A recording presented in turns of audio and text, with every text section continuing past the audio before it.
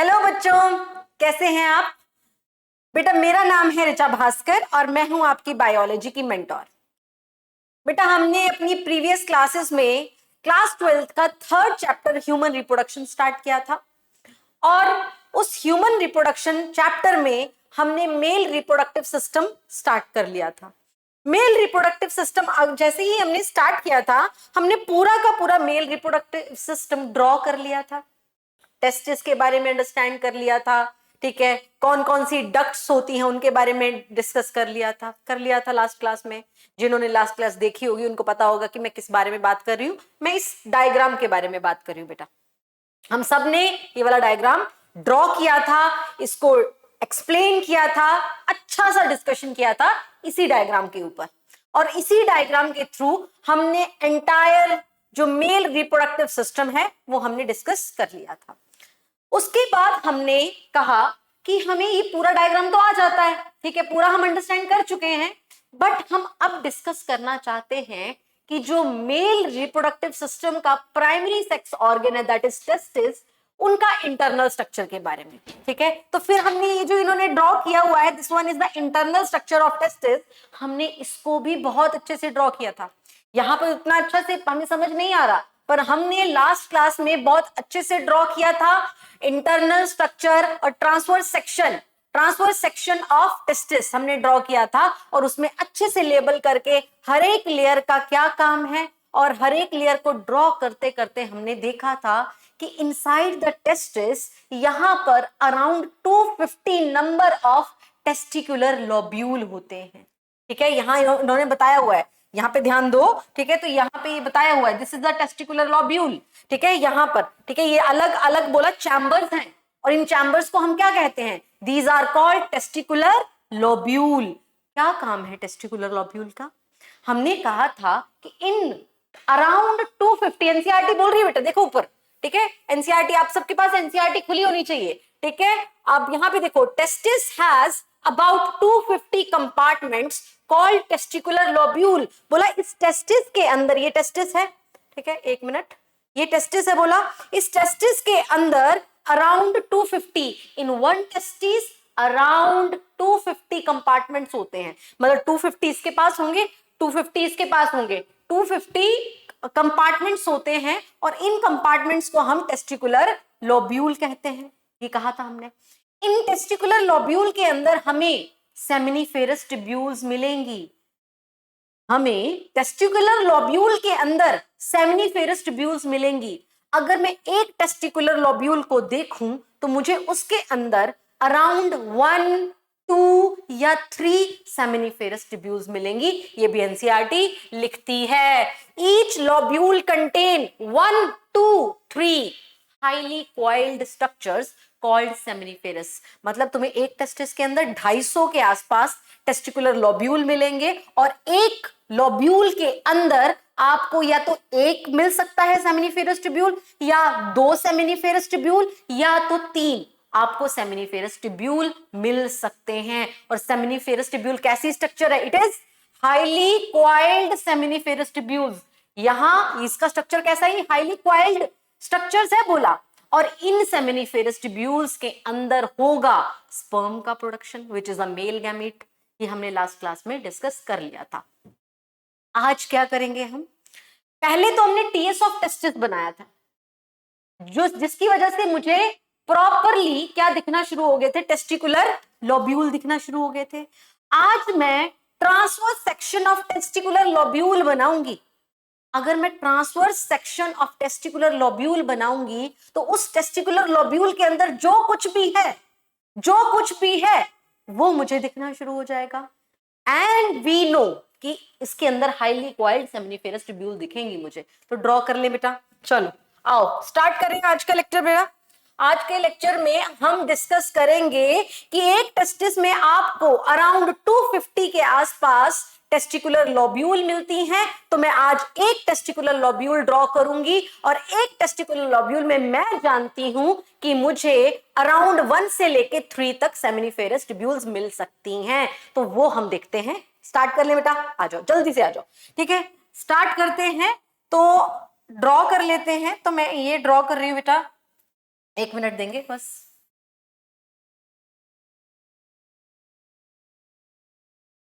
चलो ड्रॉ करते हैं। मान लो ये है एक testicular lobule. This is a single testicular lobule. एक है। This is what? This is one testicular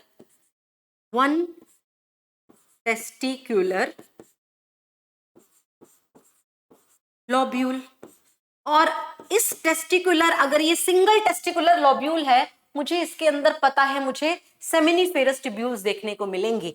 तो बना लें, मान लो ये एक सेमिनिफेरस ट्यूब्यूल है, मान लो ये दूसरी सेमिनिफेरस ट्यूब्यूल है। इसको अच्छे से ड्रॉ करेंगे, बट अभी के लिए मैं सिर्फ डॉट डॉट स्ट्रक्चर बना रही हूं, क्योंकि आपके सामने इसी स्ट्रक्चर के अंदर मैं कुछ अलग अलग तरह के सेल्स भी ड्रॉ करूंगी। पर हाँ, अभी हम जानते हैं this is a single testicular lobule. इस टेस्टिकुलर लोब्यूल में मुझे क्या देखने को मिल रहे हैं? मुझे या तो एक सेमिनिफेरस ट्यूब्यूल दिख जाएगी, या तो दो दिख जाएंगी, या तो तीन दिख जाएंगी, जो कि एनसीईआरटी बोलती है। तो मैंने ये ड्रॉ कर दी है टू सेमिनिफेरस ट्यूब्यूल्स। बहुत बढ़िया, बढ़िया, ठीक है। अब और क्या मुझे देखने को मिलता है बेटा? आपको देखने को मिलता है सेमिनिफेरस ट्यूब्यूल्स के बाहर ये स्पेस है, और इस स्पेस में भरा हुआ है कनेक्टिव टिश्यू। सेमिनिफेरस ट्यूब्यूल्स के बाहर का जो स्पेस है, इस स्पेस में भरा हुआ है कनेक्टिव टिश्यू, और इस स्पेस को हम कह देते हैं interstitial space, the space outside of seminiferous tubules. In seminiferous tubules के बाहर जितना भी स्पेस आपको दिख रहा है, ये स्पेस कहलाएगा, this space is called interstitial space. This is the interstitial space. इस इंटरस्टिशियल स्पेस में क्या भरा हुआ है भाई? क्या फील्ड है? डॉट डॉट स्ट्रक्चर अभी बनाई आपके सामने। क्या भरा हुआ है? इस इंटरस्टिशियल स्पेस के अंदर भरा हुआ है, नंबर वन, कनेक्टिव टिश्यू भरा हुआ है। This interstitial space is filled with connective tissue. अब इस कनेक्टिव टिश्यू के अंदर क्या क्या है? इस कनेक्टिव टिश्यू के अंदर मुझे देखने को मिलती हैं ब्लड वेसल्स। देखो बेटा, मैं ये बना रही हूं ब्लड वेसल्स, ऐसे मुझे ब्लड वेसल्स देखने को मिलती हैं। मुझे देखने को मिलती हैं लिम्फ वेसल्स, ठीक है। तो मुझे क्या देखने को मिल रही है? Lymph vessels. इनको लेबल कर दूंगी अलग से, पर यहां लिख देती हूं अभी के लिए कि इस इंटरस्टिशियल स्पेस में कनेक्टिव टिश्यू भरा हुआ है, और कनेक्टिव टिश्यू में मुझे ब्लड वेसल्स देखने को मिल रही हैं, मुझे लिम्फ वेसल्स देखने को मिल रही हैं, लिम्फ वेसल्स देखने को मिल रही हैं, और एक बहुत ही इंपॉर्टेंट सेल्स भी देखने को मिले हैं, जिनको कहते हैं इंटरस्टिशियल सेल्स। नाम देखो ना, स्पेस का नाम इंटरस्टिशियल स्पेस, और इस इंटरस्टिशियल स्पेस के अंदर कौन से सेल? इंटरस्टिशियल सेल्स प्रेजेंट हैं। तो इंटरस्टिशियल सेल्स भी बना देते हैं लोग। These are the interstitial cells पड़े हुए हैं इंटरस्टिशियल स्पेस के अंदर। इंटरस्टिशियल सेल्स भी पड़े हुए हैं, बहुत इंपॉर्टेंट रोल प्ले करते हैं ये, मैं बताऊंगी क्या है। तो मुझे लिम्फ वेसल के बाद क्या देखने को मिल रहा है? इंटरस्टिशियल सेल्स भी देखने को मिल रही हैं। इन इंटरस्टिशियल सेल्स का एक और नाम भी है। इन इंटरस्टिशियल सेल्स को हम लेडिग सेल भी कहते हैं। तो लिख देते हैं साथ में ही जी, इनको हम लेडिग सेल्स भी कहते हैं। बहुत बढ़िया। और एनसीईआरटी लिख रही है, कुछ और भी मिलेगा आपको इस इंटरस्टिशियल स्पेस के अंदर, इस कनेक्टिव टिश्यू के अंदर। इन चीजों के अलावा आपको एक इम्यूनो कॉम्पिटेंट सेल्स भी देखने को मिलेंगे, WBCs भी आपको मिलेंगे। तो लिख देती हूं मैं भी यहां पे, इम्यूनो कॉम्पिटेंट सेल्स, ब्रैकेट में लिख देती हूं, they are talking about WBCs भी देखने को मिले। तो यहां पर भी लेबल कर दो बेटा। देखो ये पिंक कलर के जो मैंने ड्रॉ किए हैं, these are called interstitial cells, जिनको हम एक और नाम से भी जानते हैं, दैट इज लेडिग्स सेल्स। बहुत बढ़िया। और यहां पर है ब्लड वेसल और हैं these are the lymph vessel और connective tissue dot dot dot dot dot connective tissue WBCs भी हैं। तो WBCs को ऐसे राउंड राउंड बना देती हूँ, ठीक है। तो ऐसे ऐसे these are the immunocompetent cells, these are the immunocompetent cells. ऐसे बढ़िया बन गया बेटा हमारा ये diagram. This is the transverse section of testicular lobule और टेस्टिकुलर लोब्यूल के अंदर हमें सेमिनिफेरस ट्यूब्यूल्स पड़ी हुई नजर आ रही हैं। बट सेमिनिफेरस ट्यूब्यूल्स के अंदर सेल कौन कौन से हैं अभी तक हमने उसके ऊपर चर्चा नहीं की है, ठीक है। बाहर की सारी चर्चा हो चुकी है, सारा डिस्कशन हो चुका है बाहर का, कि बाहर मुझे मिलेगा interstitial space, interstitial space field होगा कनेक्टिव टिश्यू से और उसके अंदर ब्लड वेसल, लिम्फ वेसल्स होंगे, इम्यूनोकॉम्पिटेंट सेल्स होंगे और इंटरस्टिशियल सेल जिनको कि लेडिक सेल कहते हैं वो भी प्रेजेंट होंगे। ये हमारा सारा डिस्कशन हो चुका है। अब आओ देखो इस टेस्टिकुलर लोब्यूल के अंदर सेमिनिफेरस ट्यूब्यूल्स को दो बनाई है मैंने, ठीक है। एक भी मिल सकती थी, दो भी मिल सकती थी, तीन भी मिल सकती थी, पर मैंने ड्रॉ की है 2।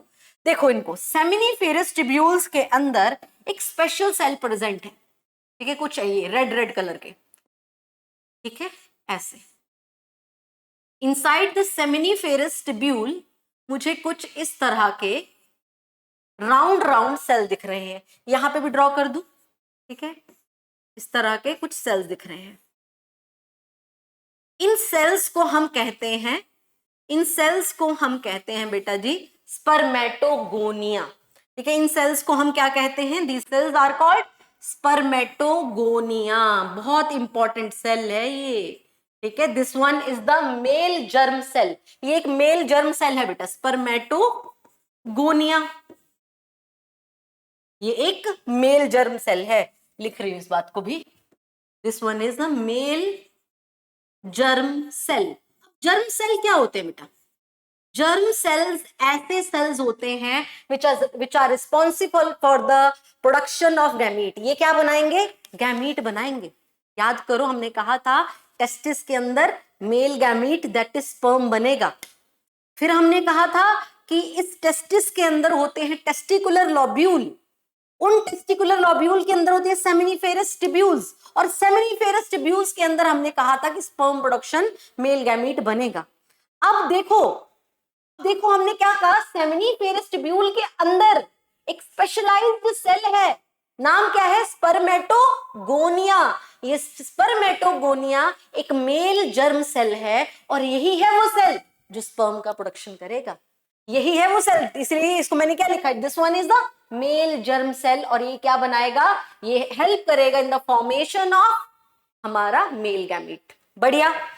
अब बोला इन सेल के अलावा यहां पर, इन सेल के अलावा यहां पर कुछ बड़े बड़े सेल भी है, कुछ इस तरह के, ठीक है। स्पर्मेटोगोनिया के अलावा भी सेमिनिफेरस ट्यूब्यूल्स में कुछ सेल प्रेजेंट हैं। देखो यहां पे भी सेमिनिफेरस ट्यूब्यूल्स में ये इस तरह के कुछ सेल प्रेजेंट है, ठीक है। इन सेल्स का नाम क्या है बेटा? ये जो सेल्स मैंने बनाए हैं these cells are called Sertoli cell. इन सेल को क्या कहते हैं?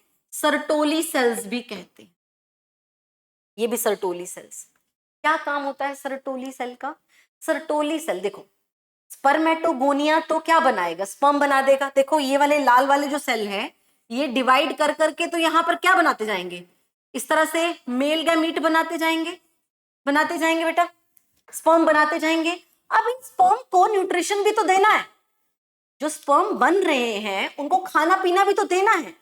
तो ये जो खाना पीना देने का प्रोग्राम है वो कौन करेंगे? ये, ठीक है। ये स्पर्म जो है वो इन सर्टोली सेल्स के अंदर अपना हेड इम्बेड कर लेते हैं और न्यूट्रिशन लेते रहते हैं। यहां से क्या करेंगे? ये न्यूट्रिशन लेते रहेंगे, ठीक है। और जब न्यूट्रिशन मिल जाएगा उसके बाद सेमिनिफेरस ट्यूब्यूल से ये बाहर जाएंगे।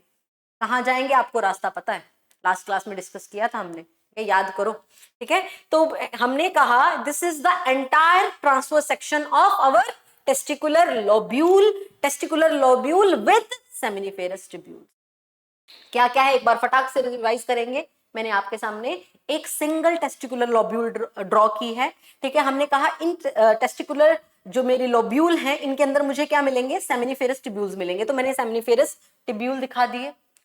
इसके बाहर का जितना स्पेस है that is called interstitial space. Interstitial space के अंदर मुझे कनेक्टिव टिश्यू दिखेगा, कनेक्टिव टिश्यू के अंदर मुझे ब्लड वेसल्स दिखेंगी, लिम्फ वेसल दिखेंगे, साथ में ये प्यारे प्यारे से इंटरस्टिशियल सेल्स भी दिखेंगे जिनका फंक्शन मैंने अभी तक नहीं बताया है, बताऊंगी, ठीक है। और ये हमारे इम्यूनो कॉम्पिटेंट WBC सेल हैं, इसके अंदर प्रेजेंट होते हैं। फिर हमने कहा सेमिनिफेरस ट्यूब्यूल को भी देख ही ले। सेमिनिफेरस ट्यूब्यूल में दो तरह के सेल होते हैं, एक है मेल जर्म सेल जो कि रिस्पॉन्सिबल है for the production of male gamete that is sperm, जिनको कहते हैं हम स्पर्मेटोगोनिया। और इन स्पर्मेटोगोनिया में हमारे पास एक इसी सेमिनिफेरस ट्यूब्यूल में स्पर्मेटोगोनिया के साथ ही सर्टोली सेल भी प्रेजेंट है। अगर मैं अभी आपसे पूछूं ये जो स्पर्मेटोगोनिया है इसकी प्लोइडी क्या होगी, क्या तुम मुझे बता सकते हो कि इस प्लोइडी क्या होगी इस जर्म सेल की? क्या ये जर्म सेल एक हैप्लॉइड होगा कि डिप्लॉइड होगा बेटा? क्या होगा ये स्पर्मेटोगोनिया हैप्लॉइड होगा कि डिप्लॉइड होगा? ये स्पर्मेटोगोनिया होगा बेटा डिप्लॉइड। हमारी बॉडी के, याद रखेंगे बात इसको, हमारी बॉडी के सभी सेल डिप्लॉइड हैं, हमारी बॉडी के सभी सेल डिप्लॉइड होते हैं एक्सेप्ट हमारे जर्म सेल, एक्सेप्ट हमारे गैमीट, सॉरी, हमारे गैमीट्स को छोड़कर जितने भी सेल्स हमारी बॉडी में हैं, वी नो कि हमारी पूरी बॉडी सेल से मिलकर बनी है, तो जो सेल्स हैं वो सारे के सारे डिप्लॉइड हैं। ये जो स्पर्मेटोगोनिया है, ये स्पर्मेटोगोनिया बेटा जी क्या करेगा, ये स्पर्मेटोगोनिया मियोसिस करेगा, एंड वी नो कि meiosis is a reductional division. ये स्पर्मेटोगोनिया मियोसिस करेगा और मियोसिस करने के बाद ये male gamete that is sperm बनाएगा। ये क्या बनाएगा, male gamete that is sperm बनाएगा। और स्पर्म की प्लोइडी क्या होगी, मियोसिस करवाई है, स्पर्मेटोगोनिया डिप्लॉयड है, डिप्लॉयड सेल के अंदर तुमने मियोसिस कराई है, तो जो प्रोड्यूस हुआ सेल है उसके अंदर कौन सी प्लोइडी होगी? आप जानते हो meiosis is a reductional division, तो ये होगा हैप्लॉइड। तो हमारी बॉडी के सारे ही सेल बेटा जी क्या होते हैं, they are diploid except our gametes. Boy के केस में, एक लड़के के केस में जो उसका मेल गैमीट है दैट इज स्पर्म, वो हैप्लॉइड होता है, और एक गर्ल के केस में, एक वुमन के केस में जो उसका गैमीट है दैट इज ओवम, ठीक है, जो ओवम है, जो एग है, वो हैप्लॉइड होता है। याद रखेंगे हमारी बॉडी के बाकी सारे सेल क्या होगा, दे आर डिप्लॉयड होते हैं। अब हम क्या सीखना चाहते हैं, हम सीखना चाहते हैं what is the function of these specialised cells. बहुत यहाँ पे हमारे पास एक तो स्पर्मेटोगोनिया जिसका तुम्हें फंक्शन पता ही लग गया वैसे तो, ठीक है। सर्टोली सेल तुम जानते हो, इसका काम भी क्या है, न्यूट्रिशन देना इसका काम है, ठीक है, ये भी तुम समझ ही गए हो, ठीक है। पर इसके अलावा अगर कोई फंक्शन है तो बताओ बोला, ठीक है। और इसका भी फंक्शन हम जानना चाहते हैं, क्योंकि इनका फंक्शन जब तक हमें नहीं पता होगा हम एंटायर स्पर्मेटोजेनेसिस नहीं समझ पाएंगे, एंटायर स्पर्म का प्रोडक्शन हम समझ नहीं पाएंगे। तो हम चल रहे हैं बेटा कि किस तरह से ये काम करते हैं, उनके क्या क्या काम है। हम सब जानते हैं कि जो स्पर्मेटोजेनेसिस है, द प्रोडक्शन ऑफ जो स्पर्म है, it is totally under the control of some kind of hormones. कुछ हार्मोन हैं जो कि रेगुलेट करते हैं स्पर्मेटोजेनेसिस को, जानते हैं हम। आप केमिकल कोऑर्डिनेशन वाला चैप्टर पढ़ के आए होंगे, ठीक है, वहां पे आपको बताया गया था, थोड़ा बहुत तो चलो बताया गया था वहां पे, ठीक है। अगर नहीं पढ़ के आए तो थोड़ा यहाँ पे ध्यान देंगे। हमारी बॉडी में, हमारे हेड रीजन पे, हमारे ब्रेन पे दो ग्लैंड्स प्रेजेंट हैं, ठीक है, बगल बगल में इस तरह से कुछ ग्लैंड प्रेजेंट है। क्या क्या है इस ग्लैंड का नाम? ये जो ऊपर है सबसे, this one is called hypothalamus, इसका नाम है हाइपोथैलेमस, ठीक है। और ये जो दो लोब बनाई है मैंने, these are the two lobes of pituitary gland. Pituitary gland की ये दो लोब हैं। मैं कह देती हूं this one is the anterior pituitary. ये क्या है? ये एंटीरियर पिट्यूटरी है। ये जो आगे वाली, ये जो आगे वाली हमारे पास जो हमें देखने को मिल रही है lobe, that is called anterior pituitary. ठीक है, एंटीरियर पिट्यूटरी है। और जो पीछे की तरफ, अगर मतलब मैं से साइड में खड़ी हूं बेटा, साइड में, तो मेरे एक साइड दिखेगा आपको, साइड फेस दिख रहा है, ब्रेन का भी साइड पोर्शन दिखेगा। तो साइड पोर्शन दिखेगा तो मुझे ये क्या दिख रही है? Anterior pituitary. और ये पीछे की तरफ जो होगी, this one is called posterior pituitary. इसको पोस्टीरियर पिट्यूटरी कहते हैं क्योंकि ये आगे की तरफ है। ठीक है, ऐसे आगे की तरफ है और ये पीछे की तरफ होगी तो पोस्टीरियर पिट्यूटरी है, ऐसा कुछ है। बढ़िया। ठीक है, देखो क्या होता है at the time of puberty. At the time of puberty मैं लिख दूं यहां पे एट प्यूबर्टी। इससे पहले नहीं होगा ये। प्यूबर्टी जब एक लड़के को आ जाएगी तब उसके बाद होगा ये जो प्रोग्राम मैं अभी दिखा रही हूं जो होगा। Hypothalamus secrete a hormone. Hypothalamus क्या करता है? एक हार्मोन सिक्रीट करता है और उस हार्मोन का नाम है GnRH, गोनाडोट्रोपिन रिलीजिंग हार्मोन। जैसे ही एक लड़के को प्यूबर्टी, मतलब जैसे ही वो 11, 12, 13 साल का होता है, उसको प्यूबर्टी आ जाती है, तो उसका जो ब्रेन है, उसके ब्रेन के अंदर एक ग्लैंड प्रेजेंट है। The name of that gland is hypothalamus. अब ये हाइपोथैलेमस जो है, it is also called master of master gland. मतलब जितने भी हमारी बॉडी में मैक्सिमम जितने भी हॉर्मोन्स बन रहे हैं, उनका प्रोडक्शन हो रहा है, उनका रिलीज हो रहा है, it is totally under the control of hypothalamus. ठीक है, इसीलिए इसको क्या कहते हैं? Master of master gland. Master of master gland क्यों? क्योंकि पिट्यूटरी ग्लैंड जो है ना, नीचे बैठा हुआ ये पिट्यूटरी ग्लैंड जो है ना, it is the master gland. तो मास्टर का भी मास्टर वाला ग्लैंड हाइपोथैलेमस है। तो हाइपोथैलेमस क्या रिलीज करता है? GnRH, that is also called gonadotropin releasing hormone release करता है। ये गोनाडोट्रोपिन रिलीजिंग हार्मोन कहां जाता है? देखो कहां जा रहा है, कहां पे लगाया मैंने एरो? एंटीरियर पिट्यूटरी की तरफ जा रहा है। अब एंटीरियर पिट्यूटरी को सिग्नल मिलता है, अच्छा GnRH आया है। ठीक है, इस सिग्नल का क्या मतलब है? इसका मतलब है कि पिट्यूटरी जी, एंटीरियर पिट्यूटरी जी, आप दो हार्मोन बनाओ। मतलब जैसे ही हाइपोथैलेमस ने सिग्नल दिया GnRH, तो अब पिट्यूटरी ने, एंटीरियर पिट्यूटरी ने वो सिग्नल रिसीव किया उसने। अच्छा GnRH आया है। ठीक है, तो अब ये anterior pituitary under the influence of GnRH hormone क्या करता है? ये दो नए हार्मोन बनाता है। दो नए हार्मोन बनाता है और उनको ब्लड में रिलीज कर देता है। एक बॉय के ब्लड में रिलीज कर देगा। एक हार्मोन का नाम है ल्यूटिनाइजिंग हार्मोन और दूसरे हार्मोन का नाम है follicle stimulating hormone. Luteinizing hormone and follicle stimulating hormone release कर देगा, ब्लड में रिलीज कर देगा। अब ब्लड तो पूरी बॉडी में घूमता है बेटा, तुम जानते हो। ब्लड पूरी बॉडी में घूमेगा घूमेगा घूमेगा, कहां जाएगा? कहां पे जाएगा बेटा? ये जो ल्यूटिनाइजिंग हार्मोन है एज वेल एज ये जो फॉलिकल स्टिमुलेटिंग हार्मोन है, ये जाएगा पूरा ब्लड में, घूम रहा है घूम रहा है घूम रहा है, एंड में टेस्टिस के पास आएगा। टेस्टिस के ऊपर आकर टेस्टिस के स्पेशलाइज्ड जो सेल्स हैं उनके ऊपर एक्ट करेगा। अब टेस्टिस के स्पेशलाइज्ड सेल कौन से हैं देखें। जो ल्यूटिनाइजिंग हार्मोन है, it act on Leydig's cell. L for luteinizing hormone, L for Leydig cell. तो जो ल्यूटिनाइजिंग हार्मोन रिलीज किया है एंटीरियर पिट्यूटरी ने, वो कहां पर जाके एक्ट करेगा?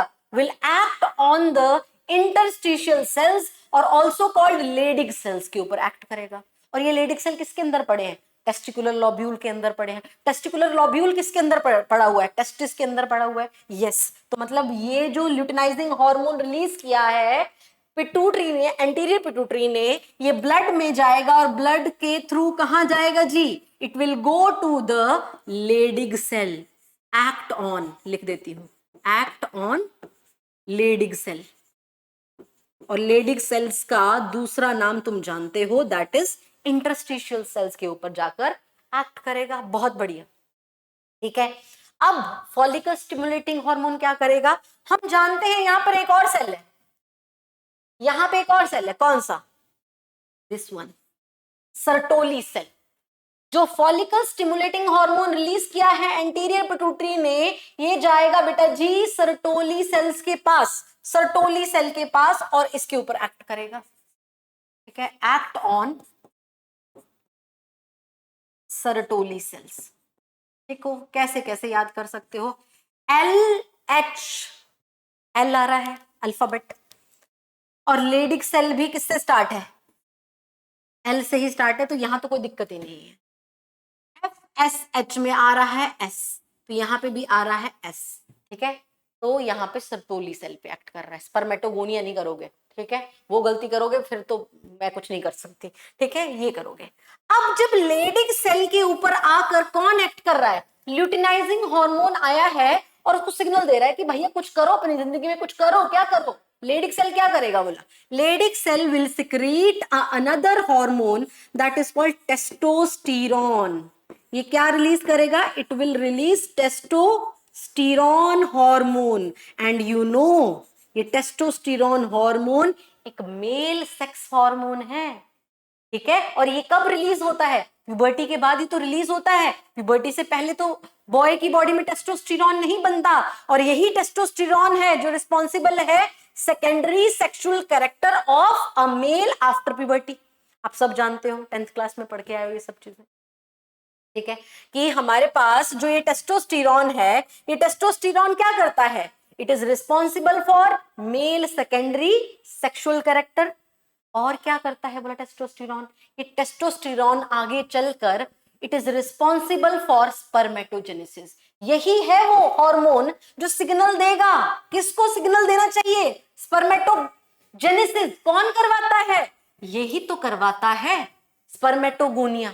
स्पर्मेटोगोनिया ही तो क्या कराता है, spermatogenesis means production of sperm करता है। तो जो टेस्टोस्टेरोन रिलीज हुआ बेटा, जो टेस्टोस्टेरोन बनाया है लेडिक सेल ने, it will act on spermatogonia and help in the formation of sperm, that is spermatogenesis।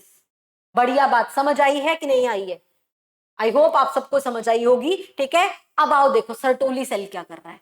Sertoli cell तीन चीजें रिलीज करता है, सर्टोली सेल तीन चीजें रिलीज करता है, क्या क्या है वो देखें। सर्टोली सेल पहली चीज जो रिलीज करता है दैट इज कॉल्ड एबीपी, कोई पार्टी नहीं है ये, पॉलिटिकल पार्टी नहीं समझेंगे इसको। ठीक है, this ABP is the androgen binding protein. इसका फुल नेम लिख देती हूं, पहली बार ही आ रहा है, नहीं नहीं नहीं पहले भी आ चुका है बेटा, पहले भी आ चुका है। कहां पे, जब आपने स्टार्ट किया था टेस्टिस को पढ़ना तो मैंने आपको बताया था कि जो लोकेशन है टेस्टिस की वो एब्डोमिनल कैविटी के अंदर नहीं है। जो टेस्टिस होती हैं they are extra abdominal cavity में होती है, means they are present outside the abdominal cavity inside the scrotum, scrotum के अंदर होती है। तो क्या बचपन से ही जैसे ही एक बॉय मदर वुम में होता है, क्या तभी से ही टेस्टिस उसकी स्क्रोटम में होती हैं कि कुछ और है। तो मैंने आपको बताया था कि जो 3rd मंथ होता है, जो फर्स्ट ट्राइमेस्टर होता है प्रेगनेंसी का, उस टाइम पे जब बेबी बॉय एक मदर वुम में होता है तो उसकी टेस्टिस तो एब्डोमिनल कैविटी के अंदर ही होती है, एब्डोमेन में ही होती है। बट धीरे धीरे जब 7th मंथ होता है तो 7th मंथ में डिसेंडिंग स्टार्ट होती है, मींस जो एब्डोमिनल कैविटी के अंदर प्रेजेंट है, ये हमारे पास जो टेस्टिस हैं एब्डोमिनल कैविटी के अंदर जो प्रेजेंट है, इनका डिसेंड होता है इनटू स्क्रोटम, बताया था मैंने। और इसके लिए रिस्पॉन्सिबल है androgen binding protein as well as testosterone, मैंने उस टाइम पे बात की थी। एंड्रोजन बाइंडिंग प्रोटीन, ठीक है, एक चीज तो ये रिलीज की है इसने। दूसरा ये रिलीज करता है sperm maturation factor, sperm maturation factor release करता है। क्या काम है इसका देखेंगे। थर्ड थिंग जो ये रिलीज करता है उसको बाद में लिखेंगे, पहले यहां पे समझ लेते हैं। चलो, हमने कहा लेडिक सेल ने टेस्टोस्टेरोन रिलीज किया। अब ये टेस्टोस्टेरोन और प्लस एंड्रोजन बाइंडिंग प्रोटीन दोनों मिलकर बेटा, जो टेस्टोस्टेरोन है और जो एंड्रोजन बाइंडिंग प्रोटीन है दोनों मिलकर एक्ट करेंगे किसके ऊपर? Spermatogonia. Act on spermatogonia, and you know spermatogonia is the male germ cell. यही है वो जो क्या बनाएगा? मेल गैमीट बनाएगा। ठीक है, ऐसा स्पर्मेटोगोनिया को सिग्नल जा रहा है कि चलो भैया बनाओ, क्या बनाओ? स्पर्म बनाओ। ठीक है, तो spermatogonia under the influence of testosterone and androgen binding protein बना देगा स्पर्मेटेड। स्पर्म नहीं बनाएगा, पहले इमीडिएटली स्पर्म नहीं बना देगा। ठीक है, पहले क्या बनाता है? स्पर्मेटेड। तो यहां जगह नहीं बची, मैं अगले पेज पे चल रही हूँ बेटा। ठीक है, तो क्या क्या बात कही मैंने कही कि जो टेस्टोस्टेरोन है which is released by Leydig cells, plus कौन? एंड्रोजन बाइंडिंग प्रोटीन क्या करेंगे? They act on testosterone. ये टेस्टोस्टेरोन पे एक्ट करेंगे, टेस्टोस्टेरोन पे, टेस्टोस्टेरोन पे थोड़ी एक्ट करेंगे यार, हाँ, स्पर्मेटोगोनिया पे एक्ट करेंगे। फिर क्या होगा? स्पर्मेटोगोनिया पे एक्ट करेंगे, फिर क्या होगा? देखो, स्पर्मेटोगोनिया पे अगर एक्ट करते हैं तो क्या होगा? बोला ये स्पर्म बनाएंगे। ठीक है, स्पर्म बनाएंगे, पर बिफोर फॉर्मिंग द स्पर्म ये एक इंटरमीडिएट चीज बनाएंगे, दैट इज कॉल्ड स्पर्मेटेड। ये क्या होते हैं बस आगे वाले लेक्चर्स में बताने जाऊंगी जब मैं, तब स्पर्मेटेड बना देते हैं। अब ये स्पर्मेटेड क्या होता है? अब बोला ये इमेच्योर फॉर्म है हमारे स्पर्म की। स्पर्म नहीं बनाइए, स्पर्म की एक इमेच्योर फॉर्म है। तो हम बोला कि स्पर्म को मैच्योर करने वाला एक और फैक्टर भी तो था, sperm maturation factor, which is also released by Sertoli cell. तो यहां पर आकर कौन एक्ट करेगा? यहां पर एक्ट करेगा स्पर्म मैच्योरेशन फैक्टर। ये जो स्पर्म मैच्योरेशन फैक्टर है वो एक्ट करेगा हमारे स्पर्मेटेड पे, और स्पर्मेटेड को मैच्योर करेगा इनटू स्पर्म। ये क्या बना देगा? स्पर्म बना देगा। और स्पर्म तुम जानते हो हैप्लॉइड होता है और मेल गैमेट है, स्पर्मेटोजोआ भी कहते हैं इसको, स्पर्मेटोजोआ भी कहते हैं इसको। बहुत बढ़िया, यही तो था, यही तो कह रहे हैं हम। क्या कह रहे हैं? कि स्पर्म एक बच्चा आफ्टर प्यूबर्टी ही बनाना शुरू करता है, बिफोर प्यूबर्टी स्पर्म नहीं बनते, मेल गैमेट नहीं बनाती उसकी बॉडी। क्यों? क्योंकि ये पूरा का पूरा जो स्पर्मेटोजेनेसिस है it is totally under the control of some hormones. कैसे कैसे? हमने कहा जैसे एक लड़के की बॉडी में प्यूबर्टी आती है, 11 12 13 साल का वो हो जाएगा, ठीक है, तो उसका जो ब्रेन है, ब्रेन के अंदर पड़ा हुआ हाइपोथैलेमस एक सिग्नल भेजेगा, ठीक है, एक हार्मोन रिलीज करेगा, और वो हार्मोन क्या है? GnRH, gonadotropin releasing hormone. ये GnRH फ्रॉम हाइपोथैलेमस कहां आएगा? एंटीरियर पिट्यूटरी पे आएगा। अब एंटीरियर पिट्यूटरी क्या करेगी? Under the influence of GnRH जो एंटीरियर पिट्यूटरी है ये दो हार्मोन बना देती है। ये दो हार्मोन कौन कौन से? Luteinizing hormone and follicle stimulating hormone. अब क्या करेंगे ये? बेटा ये ब्लड में रिलीज कर दी जाते हैं, ब्लड में घूमते हैं, पर एक्ट कहां करते हैं? पूरी बॉडी में घूमेंगे, पूरी बॉडी पे एक्ट नहीं करेंगे। पूरी बॉडी में घूम के ये सिर्फ और सिर्फ एक्ट करते हैं टेस्टिस के ऊपर। टेस्टिस पे जाके एक्ट करेंगे।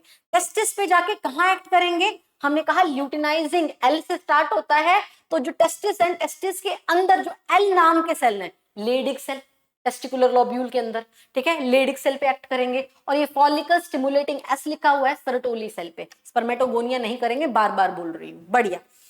अब ये लेडिक सेल क्या करेंगे? ठीक है, लेडिक सेल रिलीज करेंगे under the influence of LH। ये लेडिक सेल क्या करेंगे? टेस्टोस्टेरोन रिलीज करेंगे, और सर्टोली सेल रिलीज करेंगे androgen binding protein, sperm maturation factor. अब androgen binding protein plus testosterone मिलकर एक्ट करेंगे स्पर्मेटोगोनिया पे, और स्पर्मेटोगोनिया को सिग्नल देंगे भैया तेरा काम जो है वो कर, आ गया टाइम, चल, ठीक है। तो ये स्पर्मेटोगोनिया बोला क्या करेगा? डिवाइड करता है बेटा, डिवाइड करता है, स्पर्मेटेड बना देता है। स्पर्मेटेड मैच्योर स्पर्म नहीं है, ठीक है, तो स्पर्मेटेड को मैच्योर स्पर्म में कन्वर्ट करने के लिए स्पर्म मैच्योरेशन, नाम से पहचान जाओ ना, नाम से पहचान जाओ, ठीक है। स्पर्म मैच्योरेशन फैक्टर आएगा और इसको स्पर्मेटेड को स्पर्मेटोजोआ या स्पर्म में कन्वर्ट करेगा।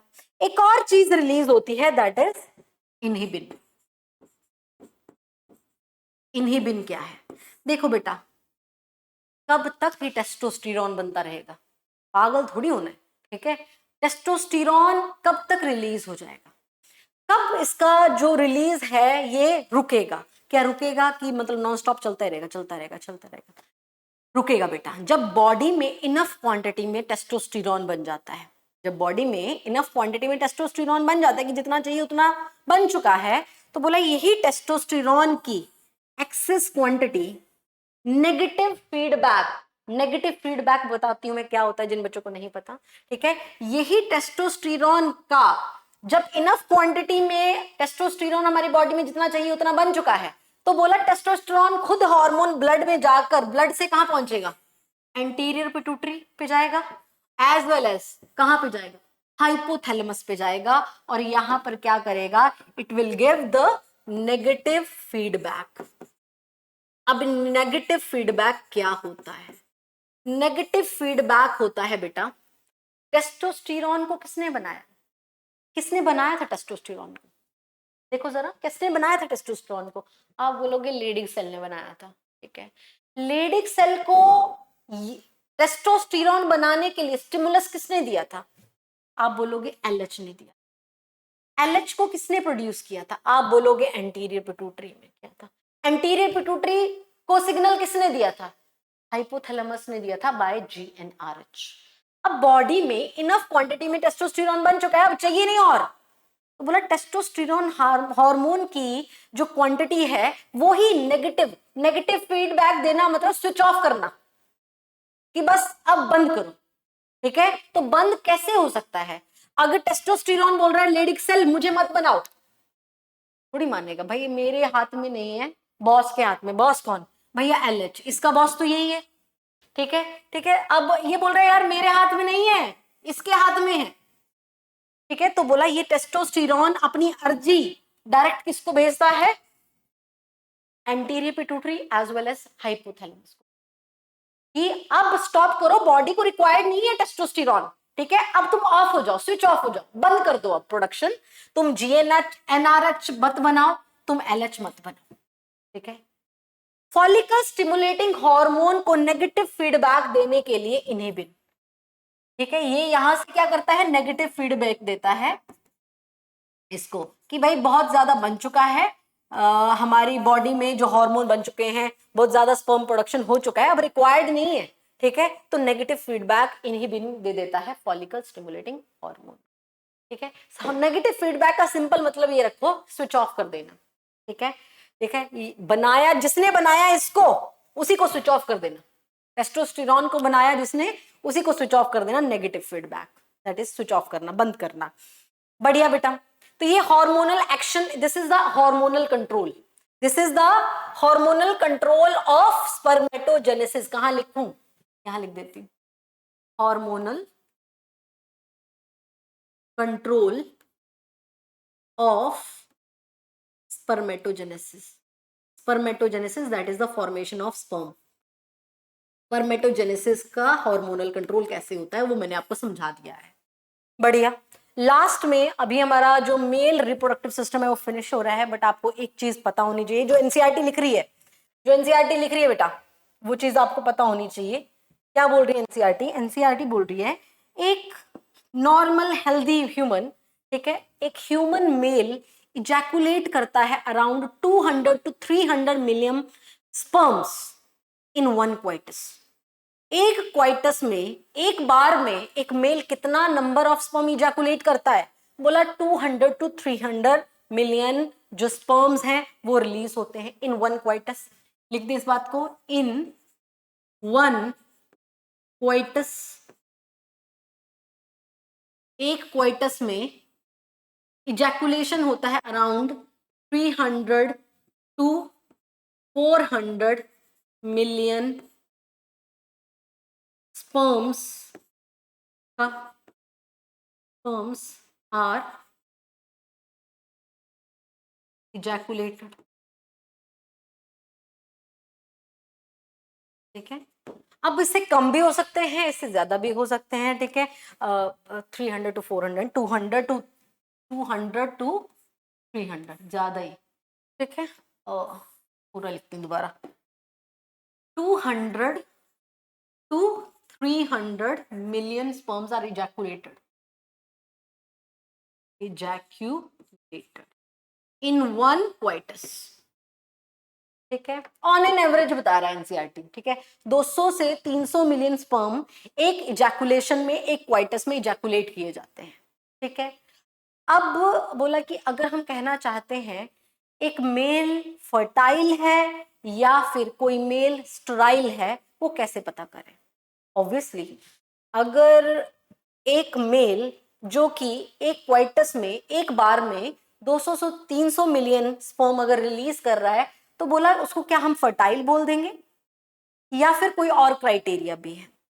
ऑब्वियसली बेटा अगर कोई मेल इतने स्पर्म बना नहीं पा रहा है तो वो स्टेराइल है, ठीक है, बट अगर कोई मेल जो 200 से 300 मिलियन स्पर्म बना पा रहा है तो क्या वो फर्टाइल है, बोलता नहीं। यहाँ पे एक और लाइन लिख रहा है, बोला 200 से 300 मिलियन स्पर्म बना तो रहा है, पर स्पर्म का एक शेप होता है, एक स्ट्रक्चर होती है, ठीक है, बोला कि out of these 200 to 300 million sperm around 60%, इसमें से भी बोला 60% sperm should be of proper shape, ठीक है, एनसीईआरटी लिख रही है कि कैसे होने चाहिए, प्रॉपर शेप, नॉर्मल शेप और नॉर्मल साइज के होने चाहिए, of normal shape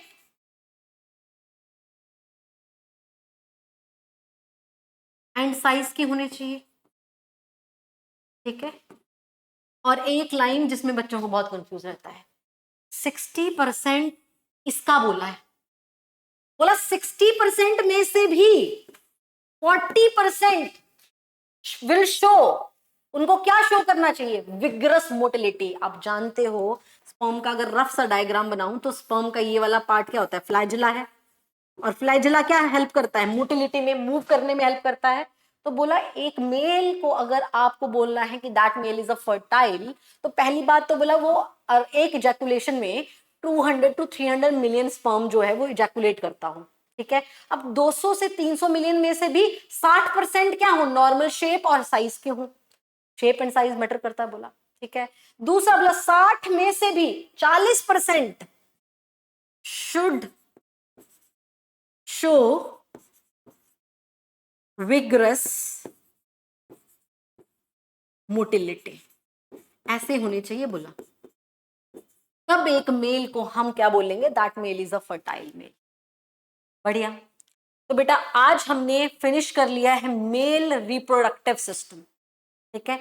male reproductive system में आगे हम करेंगे spermatogenesis, entire process of spermatogenesis, but उसको करने से पहले हम पहले करेंगे female reproductive system, female reproductive system का स्ट्रक्चर, उनके उसके बारे में पूरा डिस्कशन वो करेंगे, और उसके बाद फिर हम गैमीटोजेनेसिस स्टार्ट कर देंगे। Gametogenesis that is the production of gamete, पर गैमीटोजेनेसिस के अंदर एक में करेंगे स्पर्मेटोजेनेसिस, एक में करेंगे oogenesis, ठीक है। तो गैमीटोजेनेसिस वाला पार्ट अलग से करना है। मैंने एक हार्मोनल एक्शन आपको स्पर्मेटोजेनेसिस का सिखा दिया है, बट एंटायर प्रोसेस स्पर्मेटोजेनेसिस की अभी नहीं सिखाई है, ठीक है, वो मैं फीमेल रिप्रोडक्टिव सिस्टम को करवाने के बाद करवाऊंगी आपको, ठीक है। तो इसको रिवाइज करके आएंगे और अच्छे से पढ़ के आएंगे, एनसीईआरटी पूरा रीड करके आएंगे। कोई क्वेश्चन हो तो कमेंट बॉक्स में डाल देंगे, ठीक है, आई विल आंसर। और हम मिलते हैं नेक्स्ट क्लास में। Thank you so much, bye bye.